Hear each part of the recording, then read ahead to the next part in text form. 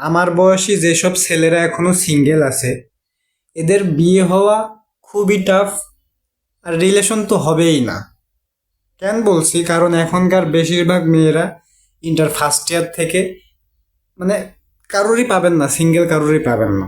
এখন ধরেন আপনি বাসা থেকে বাসার পছন্দে বিয়ে করবেন, এটা মেয়ে দেখে বিয়ে দিল আপনার সাথে, ও দেখেন বয়ফ্রেন্ড আছে, ও সংসার করবে না আপনার সাথে, আর পরকীয়া করবেন বয়ফ্রেন্ডের সাথে।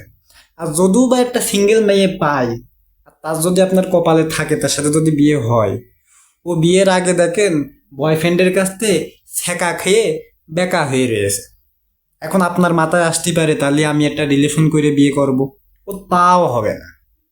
কারণ কি, ওই হাই স্কুলের মেয়ে ছেলে যখন প্রপোজ করবেন, কারণ ইন্টার থেকে তো সবাই রিলেশনে আছে, এখন হাই স্কুল ছাড়া তো কোনো অপশন নেই। এখন হাই স্কুলের মেয়ে ছেলে যখনই প্রপোজ করবেন, ওই তখনই ওরা শুনবে না।